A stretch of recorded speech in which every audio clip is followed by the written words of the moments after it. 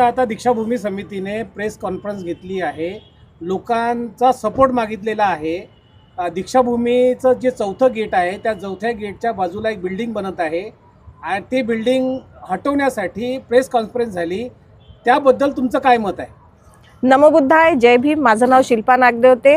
या आधीसुद्धा जनतेने मला माझ्या एका आवाजाने तुम्ही इथे साफसफाई करायला आलात होतात, परत खूप छान प्रश्न केलेला आहे की बाजूची जी जमीन आहे त्याबद्दल प्रेस कॉन्फरन्स झाली, पण ती कॉन्फरन्स आता का झाली?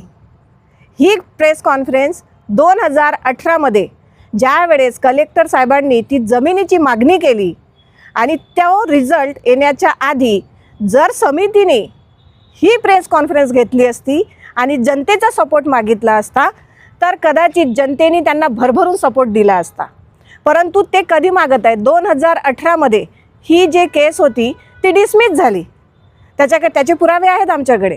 ती डिसमिस झाली आणि 2026 प्रेस कॉन्फरन्स घेऊन विलासजी गजघाटे एकटे येतात, प्रेस कॉन्फरन्स घेतात, बाकीचे समितीवाले कोणीच बसत नाही आणि आम्हाला म्हणतात की जनतेचा सपोर्ट पाहिजे आहे। आज आमच्या दीक्षाभूमीची एवढी विकट परिस्थिती यांनी करून टाकली आहे की त्यांच्याकडे पाहूनही होत नाही। आज जनतेला तुम्ही सपोर्ट मागता, तुम्ही त्यावेळेस सपोर्ट का नाही मागितला? आज 2018 जेव्हा केस डिसमिस झाली तर 2018 ते 2026 पर्यंत समितीवाल्यांनी काय काम केलं आहे याच्यावरती थोडा प्रकाश टाकण्यासाठी मी वसंत फुलझेले काकांना सांगणार। सर सांगा तुम्ही। हे बघा, आपत्ती व्यवस्थापन समितीचे कलेक्टर हे अध्यक्ष आहे आणि लाखो लोक येतात धम्मचक्र प्रवर्तन दिनी, म्हणून त्यांनी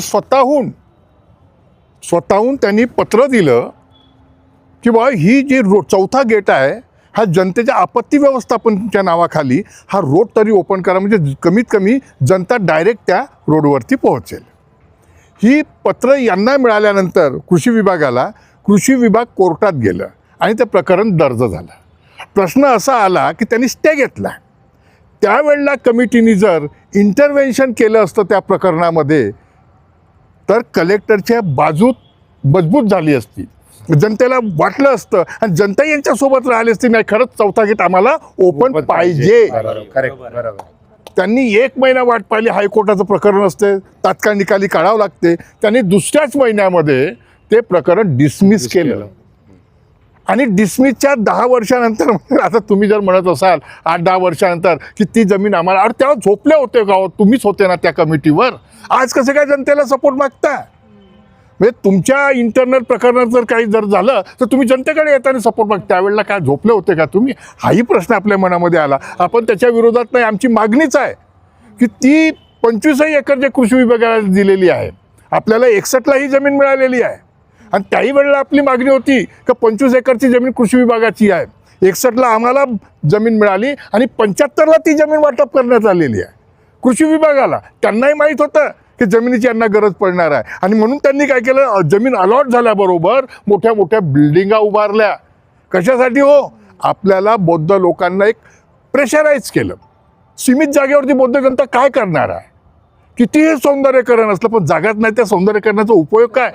बौद्ध जनतेला त्याचा फायदा मिळाला पाहिजे ना, याचाही कुठेतरी विचार झाला पाहिजे ना। सरकारकडे आम्ही अशी मागणी करणार आहोत की 25 एकर बिल्डिंगासहित ही जमीन समितीच्या नावानं सुपूर्द करावं, म्हणजे बौद्ध जनतेच्या नावानं सुपूर्द करा। धन्यवाद, जय भीम, नमो बुद्धाय। एवढंच म्हणणं राहणार आहे जनतेला, जेव्हा जनतेचा सपोर्ट मागितलेला आहे तर तुम्ही काय सपोर्ट मागता? जनता जागृत झालेली आहे। आज तुम्ही जो प्रकार केलेला आहे 2018 पासून जी केस दबलेली होती, आज तुम्हाला माहिती नाही कसा काय जाग आला, तर येणाऱ्या मे महिन्यामध्ये आम्ही लगेच तुम्हाला तारीख कळवू। सगळ्या जनतेने या दीक्षाभूमीवरती आपण जाहीर सभा घेऊ।